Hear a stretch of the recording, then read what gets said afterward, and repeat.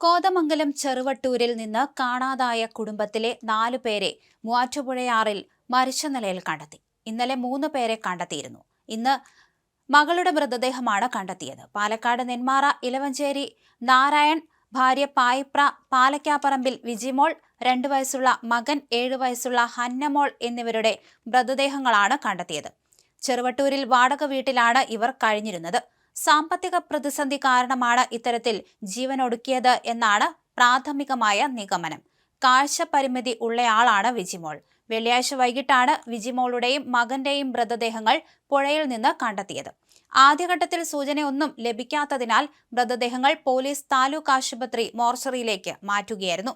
രാത്രി വൈകി വിജിമോളുടെ സഹോദരനാണ് മൃതദേഹങ്ങൾ തിരിച്ചറിഞ്ഞത്.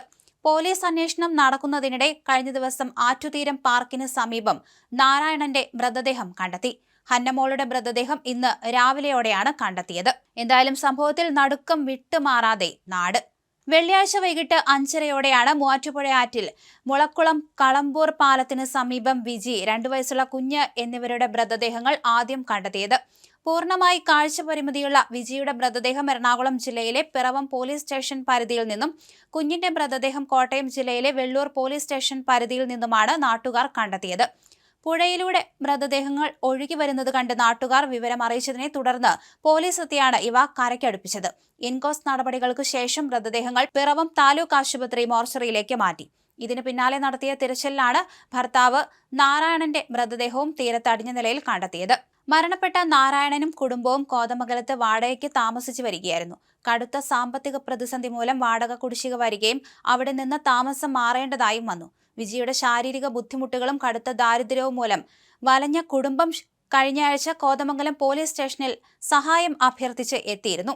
കുടുംബത്തിന്റെ ദയനീയാവസ്ഥ മനസ്സിലാക്കിയ കോതമംഗലം SHOയുടെ നേതൃത്വത്തിൽ പോലീസ് ഉദ്യോഗസ്ഥർ പണം സ്വരൂപിച്ച് ഇവർക്ക് അടിയന്തര സാമ്പത്തിക സഹായം നൽകിയിരുന്നു. കൂടാതെ നെല്ലിക്കുഴി ഭാഗത്ത് ഇവർക്കായി താൽക്കാലികമായി താമസിക്കാൻ ഒരു വാടക വീട് കണ്ടെത്തുകയും ചെയ്തു. വീട് കുടുംബത്തെ കൊണ്ടുപോയി കാണിക്കുകയും അടുത്തയാഴ്ച അവിടേക്ക് താമസം മാറാമെന്ന് പോലീസ് ഉറപ്പു നൽകിയുമാണ് ഇവർ മടങ്ങിയത്. ബന്ധുക്കളുമായോ മറ്റുള്ളവരുമായോ അധികം സമ്പർക്കമില്ലാതെ ഒറ്റപ്പെട്ട നിലയിലായിരുന്നു ഈ കുടുംബം കഴിഞ്ഞിരുന്നത്.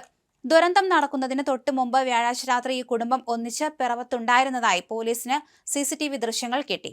വ്യാഴാഴ്ച രാത്രി 8:10ഓടെ പിറവം സെന്റ് മേരീസ് യാക്കോബായ പള്ളിയിലെത്തിയ കുടുംബം 45 മിനിറ്റോളം അവിടെ ചെലവഴിച്ചിരുന്നു. ഇതിനുശേഷം പിറവം പോസ്റ്റ് ഓഫീസ് ജംഗ്ഷനിലെ ഐശ്വര്യ ഹോട്ടലിലെത്തി ഇവർ ഭക്ഷണം കഴിച്ചു മടങ്ങുന്ന ദൃശ്യങ്ങളും പോലീസിന് കിട്ടിയിട്ടുണ്ട്. ഹോട്ടലിൽ നിന്ന് ഭക്ഷണം കഴിച്ച് സന്തോഷത്തോടെ പാർക്കിന്റെ ഭാഗത്തേക്ക് ഇവർ നടന്നു പോകുന്നത് കണ്ടവരുണ്ട്. എന്നാൽ പിന്നീട് ചില CCTV ദൃശ്യങ്ങളിൽ വിജിയും കുഞ്ഞും മാത്രമാണ് ഹോട്ടൽ പരിസരത്ത് ഉണ്ടായിരുന്നതെന്നും സൂചനയുണ്ട്. ഈ സമയത്ത് ഭർത്താവോ മൂത്ത മകളോ ഒപ്പം ഉണ്ടായിരുന്നില്ല. കൂട്ട ആത്മഹത്യയോ അതോ അപകടമോ ദുരൂഹതയേറുകയാണ്.